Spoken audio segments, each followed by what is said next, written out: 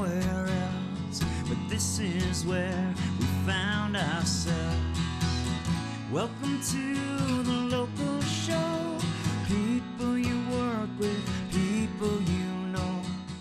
Welcome to another edition of the Local Show here on GrassRoots Community Network. We want to also welcome our Facebook Live audience and our YouTube audience. Thanks for joining us here each week here on the Local Show, where we feature inspirational locals. And today, inspirational dog, maybe. But I've got our young race dog in the house. And I want to welcome Keegan Swirbul to the Local Show. Thanks Keegan, welcome to the show, Thank buddy. you. It'll be fun. Thanks for being here. Oh, yes. Luna's going to give you a local show welcome. I'm excited. Unconditionally. Yeah. You're a dog guy, right? Oh, You guys have a massive. dog in your family? Yeah, I love dogs. What's your dog's name again? Yucca. Yucca. Black lab. Okay. 14 years old now. Okay. She's hurting, but... Okay. Because we had your sister Haley on 3 weeks ago. Yeah, I remember that. We talked briefly about your doggy. And Oh, yeah. you guys had It's your kind of dog a sad for- story now, honestly. But she falls down the stairs. It's getting into the old lady Yeah. Oh, dog definitely. time. Majorly. Oh, that's tough at the end. But they're also so sweet at the end. Yeah, they are. So we got to kind of love them every day like they love us, right? Yeah. So thanks for being on the show today, No man. worries, It's about yeah, time I'm we happy got to you be on the here. Local show. Oh, yeah. I've So- seen this show broadcast, and I've always wondered how to get on there. So we'll see. Just keep inspiring, Yeah. man. Keep inspiring. Keep on working. It's great to share your sister Haley with our audience. 3 weeks yeah. ago, upcoming rising star in the U.S. ski team, Nordic team. Yeah. And you've been racing pro bike racing for how many years now? This is my fifth on the road. 5th year already. Yeah, as a pro I know. bike racer. God, it's... We're gonna backtrack like we did with your sister to the Yeah. early days of growing up in the valley. And what were some of those influences, like athletic influences, that really kind of inspired Like people? you? Kind of the people or the experiences along the way? probably. I mean, well, before I was in cross country skiing too, but before that, I used to do like parkour was my big thing. You know, jumping off of the roofs and all that stuff. Sure, And sure. I did the freestyle skiing. How'd you and- get into parkour? Like how? Well, we were big on the trampoline. We had a big trampoline Okay. at our house, and we'd do all the flips and all this. And I Okay. always kind of dreamed like how cool it would be to just be able to do the flips on the ground without the trampoline. And so that's kind of what started it. So Take that it was to the streets. yeah, kind of thing. exactly. So like I did it. that for years, and then Okay. freestyle, and then we kind of got into the Nordic, and you know, like Noah Hoffman and Simi. Those guys were our big inspirations back then. Right, because those guys were coming up through the Yeah, ranks. yeah, they were and like what? even on Noah- the U.S. ski team probably at that I think point. Noah was like maybe just on the U.S. team. Okay, Yeah. okay. And Simi had already been up there, so. So then you were doing some Nordic ski racing for a while Yeah. through high school? Yeah, through high school. Okay, and how did that go for you? I won nationals my last year. That's the pretty last well Nordic race I did. My goal was to win the nationals, and I won the junior nationals, and I never did a race again. Next year I went to cycling full time. So there was no thoughts. Was there a temptation to go into Nordic ski racing and just keep progressing that, or not really? There was a little bit because you get the free school. That's kind of the big thing. But Oh, okay. yeah, That's attractive. I didn't honestly. I'm not a winter. I'm too like skinny, and I don't like winter, to be honest at all. So I was just I wanted to win that one race, and I did. So. Okay. Yeah, see, I have to bulk up for winter. Like, this is the Oh, time of I year, like a know. bear. Yeah, where I'm dude, like these grabbing, cookies are- not 30,000 calories a day, like a bear. Yeah. But maybe, 5 or 6,000. I know what you mean. Yeah, Loading up, trying yeah. to put a little warmth layer on for yeah. winter, right? Oh, it definitely counts, especially you skiing all the time and all that stuff. Yeah, hiking up into the bowl Yeah. where it could be a little cool. So a little extra winter weight is Oh okay. yeah, oh yeah. That's cool. Yeah. So went into pro bike racing, and how did that kind of start? Were you on a development team with Yeah, Kentucky? with Axel Merckx. Axel Merckx? So I kind of had the whole Lance story, which like I raced Lance when he was just blowing up with the whole doping scandal, and Oh, yeah. I raced him like that weekend here in Aspen at the Power 4, and I was 16 at the time, and I ended up beating him, and it was all this media cloud and all this stuff. And at that time, Lance was like affiliated with Axel Merckx's team. It was called Livestrong back then. So he was like, "Hey, you want to race on the road?" And I was like, "Sure." Yeah, so they. So that was a great ticket there. I'd never done a road race in my whole life besides the little Aspen Cycling Club ones, and they gave me a chance. That's amazing. Yeah. That's amazing. So Yeah. how long were you on that development team? 2 years on that team. 2 years. And then you'd move on to... I went to a team over in Europe called BMC development team, but then I had a knee injury and I couldn't race that year. And then I was back on Jelly Belly for 2 years, and then this year I was on Floyd's Pro Cycling. Okay, on Floyd's Pro Cycling. Yeah. Okay, well, that's a perfect time to take a quick break. Yeah. Rehydrate. Yeah. Get ready for some like verbal intervals. Yeah. Maybe some endurance talking. Yeah. We'll see what we can do together, Keegan. We get a lot of potential, two endurance athletes. Yeah, right. So we're going to take a quick break. I do want to thank my summer underwriters for making these great inspirational shows happen each week, June through September. Aspen Square, Klug Properties, the Independence Pass Foundation, Pitkin County Landfill, and of course Sundog Athletics, my business. We'll go to a quick break. Our only one of the show, guys. We'll be back with professional cyclist Keegan Swirbul.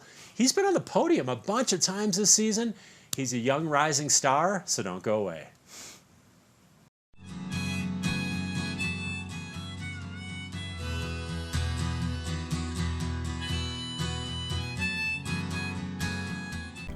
I'm so passionate about this community. I absolutely love living here and raising my family here. It gives me a lot of pride to share this with my friends and my clients and help them achieve their dreams of owning an Aspen Snowmass and enjoying this incredible lifestyle.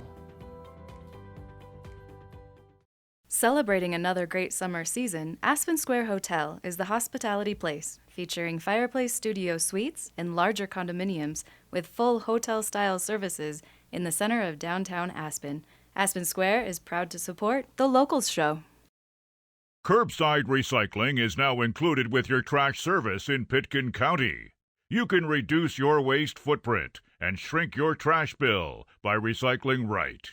Learn more at landfillrules.com.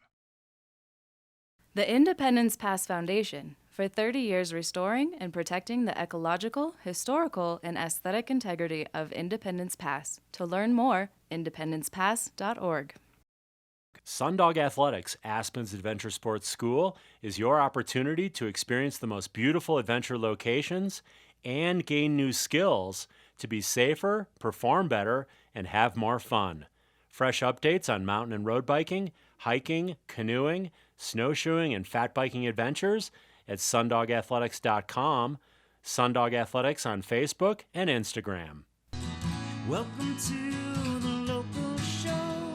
People you work with, people you know. Thanks for sticking with us here on the Local Show, featuring inspirational locals here from the Roaring Fork Valley each week. And I'm joined by professional cyclist Keegan Swirbul, who grew up here in the Valley. And Keegan, we were talking a little bit about your background, growing up in the Valley, some of your early racing days, and into pro cycling. And early on in the season, you finished in an 8-day stage race, Tour of Langkawi, which is the biggest race in Asia, isn't it?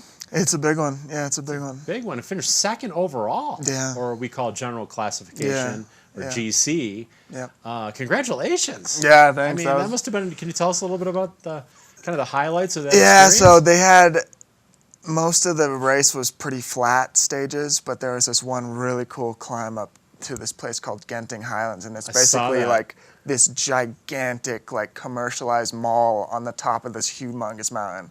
And the road just like, it's crazy, like all these, it's wild, it's hard to explain. You have to show some pictures maybe, but. Interesting. Really, really cool road and great fans. And yeah, that was like GC day, so I got third on that day. And so, well, and that seems to be, you're a great climber. Yeah. So you tend to strategically plan your big days around these climbs. Definitely. And then you can move up, say you get top 3, get a top result, and then you move up in the overall. Yeah. Just like you did a Tour of Utah recently. Yeah. So that's kind of your general, you're a general classification guy. Yeah. Which Climbs, means you're stuff. Selected by your team to be an overall top finisher. Yeah. Can you tell people a little bit of, like, who aren't familiar with bike racing, kind of how that works? Because it's like, I like to compare it to football. Yeah. There's like your quarterback. Yeah. Then you have your guys like around your quarterback. Yeah. Can you give people a little it's pretty similar to that. Like there's a, so like you said, they pick one rider, and I would be in that. If I'm the GC rider, I'd be the quarterback equivalent. And so the whole team kind of rallies around you and it gets you food and protects you, because drafting and cycling is a really big factor. So they'll keep you out of the wind and try and conserve your energy, and food, bottles, move you up before the climb, and they really, it's you couldn't do it without a great team and backing you 100%. So it's a really cool sport in that way. It's pretty neat. So you have these teammates around you. Some guys are bigger that you might get behind in the flats. Yeah.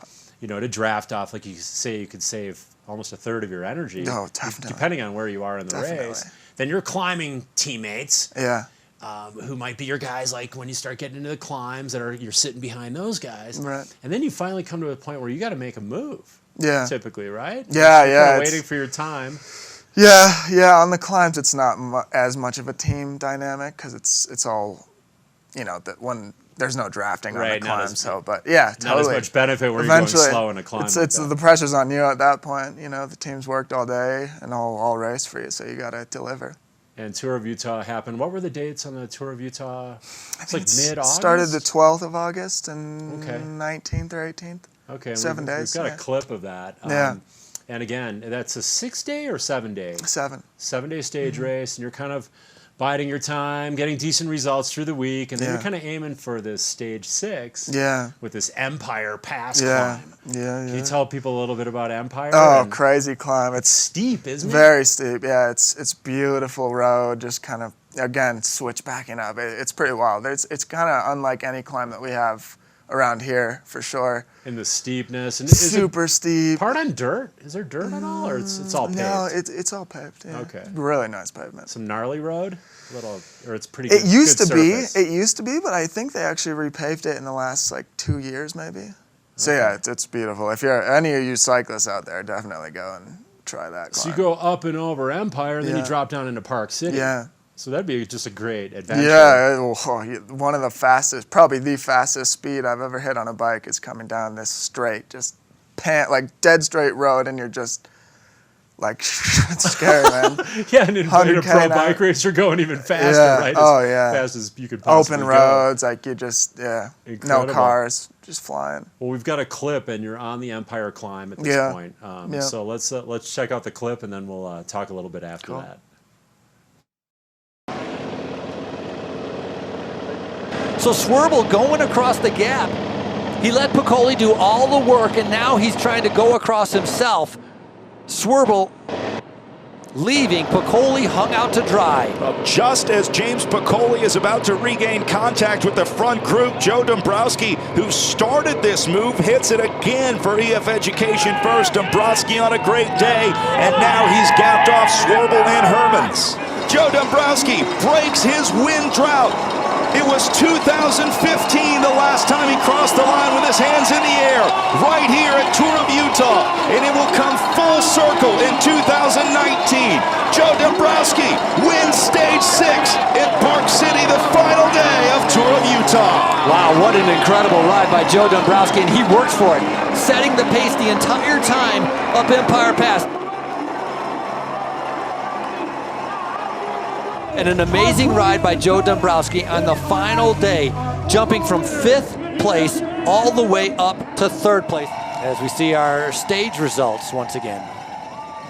Almeida picks up a 2nd place today, as Keegan Swirbul will be on the podium in 3rd, finishing in that group 26 seconds down on Joe Dombrowski. Then the battle between Hermans and Piccoli. Okay, so we're back, Keegan. We just saw that great clip of you basically just bridging up to the leaders. And, they talk about the tactics. So you kind of sat on a guy, saved your energy a little bit. Piccoli, wasn't it? Canadian. And then you took off, caught those other guys, and then there was some dynamic towards the end of that race. Yeah. Dombrowski's descending off Empire. You guys are coming after him. Trying to. And how did that kind of end up there? Because we didn't really see the sprints with you guys. Yeah, so Dombrowski, the guy that won, he attacked with maybe a K left on the climb.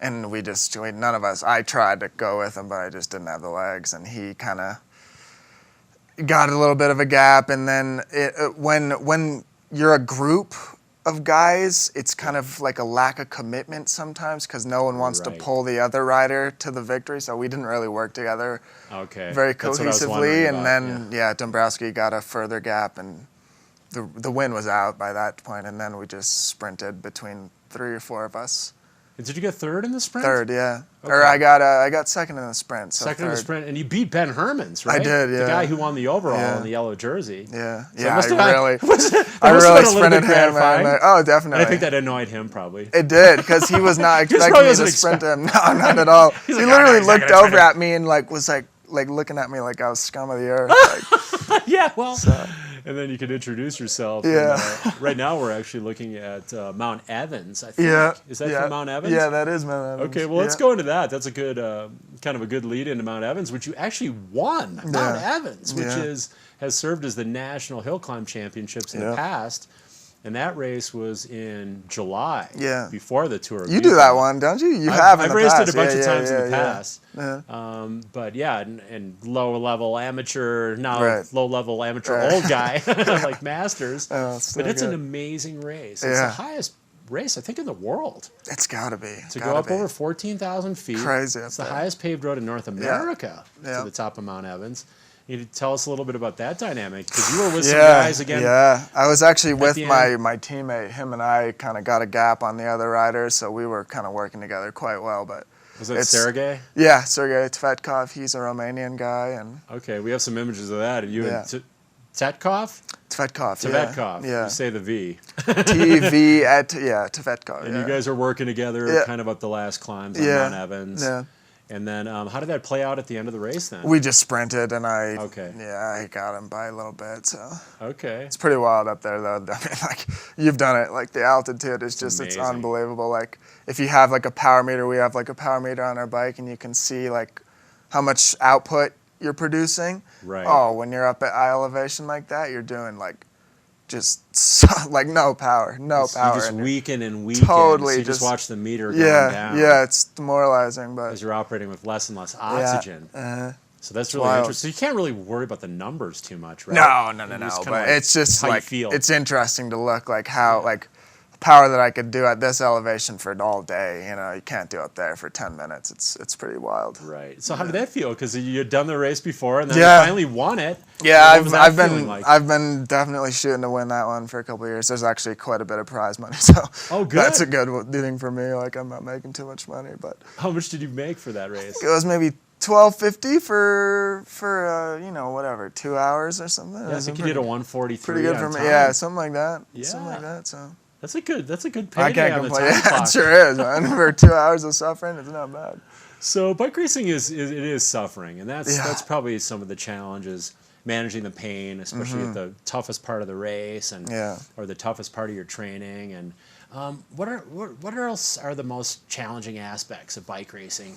I mean, I would think that there's a lot of sacrifice, especially for a young guy. Yeah. Can you speak to that a little bit and some of the sacrifices of bike racing? I mean, like, I sacrificed I haven't gone to school yet, you know, like I've given up a full ride to try and pursue this dream, and now it's kind of like, it's hard to make the jump from the level I am to the level of CJ Van Garderen or whatever, because you just get overlooked when you're out of the U23 level.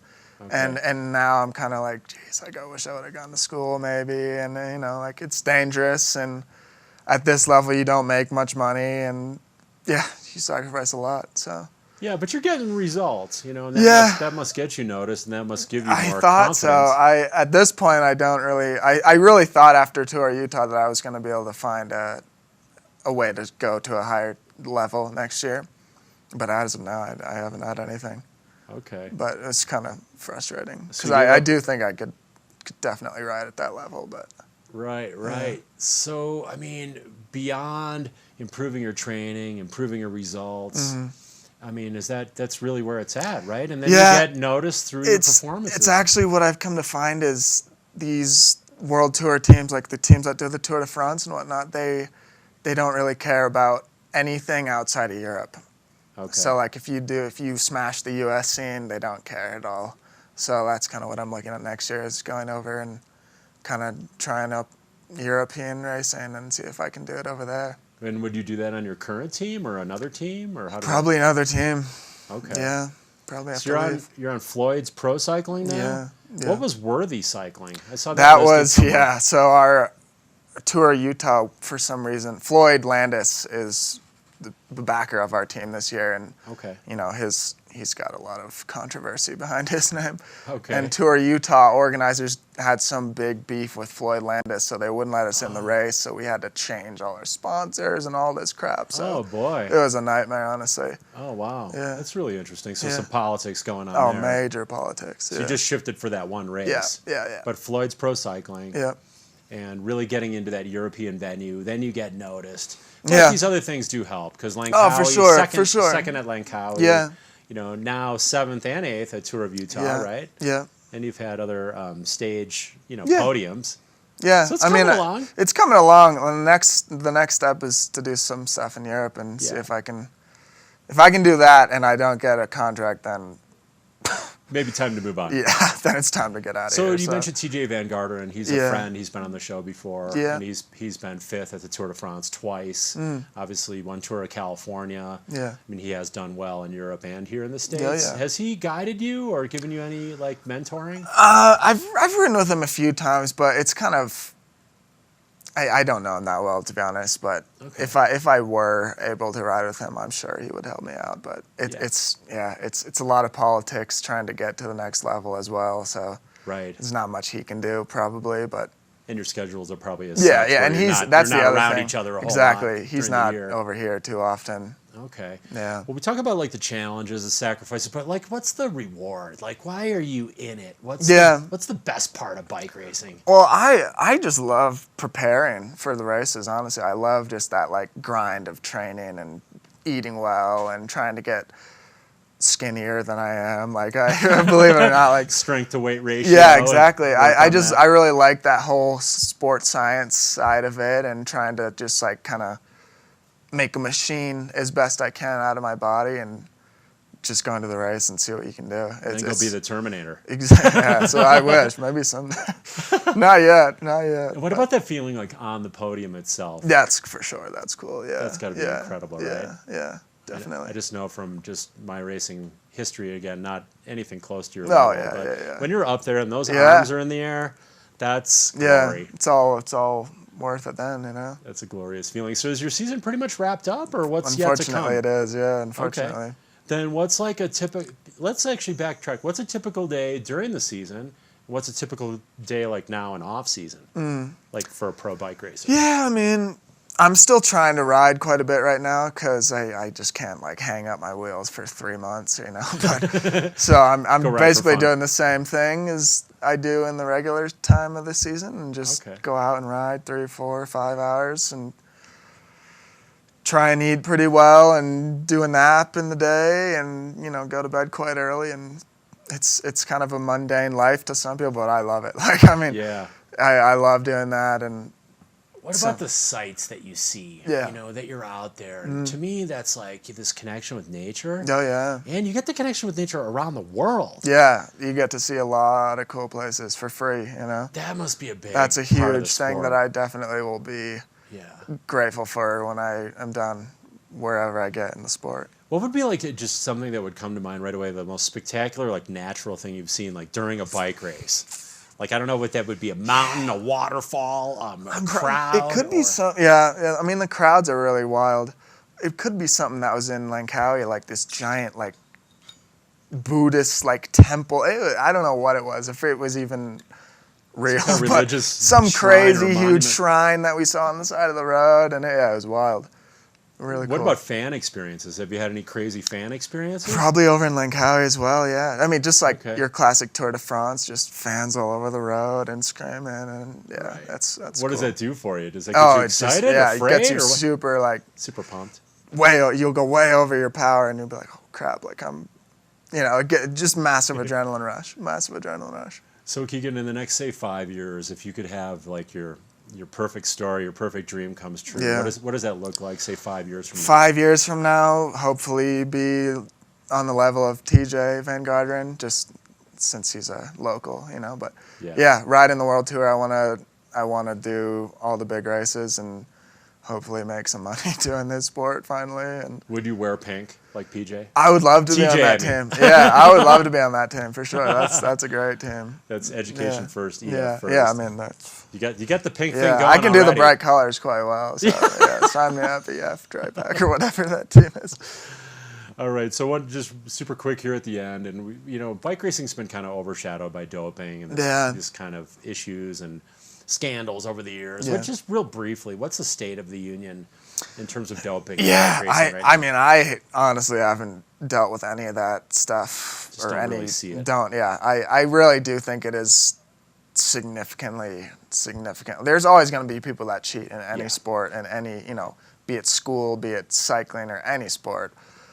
But it's definitely cleaner. You see these young 20-year-old riders who are killing it on the world tour their first year. So I highly doubt that those people are on drugs. So it's definitely taken a step forward. Right, that's what it seems like to me, and that's what TJ has also said. Yeah. And people inside racing, and it's come a long way, and you've come a long way, man. So congratulations on all your results. Yeah, thank you. Really proud of you. Hopefully, keep some more coming. You keep them coming. Hey, man, here's some fuel for your next training ride. Organic chocolate chip cookies. You're talking to these, thank you. And a psychedelic reusable from Pitkin County awesome. Landfill. Yeah, I love it. Huh. And did you have fun in the show today? I did, yeah. It was a good time. Good time. Keegan Swirbul, so proud of you, man. Thanks, Racing man. for Floyd's Pro Floyd's Pro Cycling Cycling, yeah. for now. Yeah. 8th at Tour of Utah, 2nd Tour of Langkawi. Yeah. Keep up the great work. Hey, thanks, man. Win at Mount Evans. That's huge, Yeah. too. That was a good one. Thanks to Keegan Swirbul, and thank you guys for watching The Local Show. Thanks, guys. I'm so passionate about this community. I absolutely love living here and raising my family here. It gives me a lot of pride to share this with my friends and my clients and help them achieve their dreams of owning an Aspen Snowmass and enjoying this incredible lifestyle. Curbside recycling is now included with your trash service in Pitkin County. You can reduce your waste footprint and shrink your trash bill by recycling right. Learn more at landfillrules.com. The Independence Pass Foundation, for 30 years restoring and protecting the ecological, historical, and aesthetic integrity of Independence Pass. To learn more, independencepass.org. Sundog Athletics, Aspen's Adventure Sports School, is your opportunity to experience the most beautiful adventure locations and gain new skills to be safer, perform better, and have more fun. Fresh updates on mountain and road biking, hiking, canoeing, snowshoeing, and fat biking adventures at sundogathletics.com, Sundog Athletics on Facebook and Instagram. Welcome to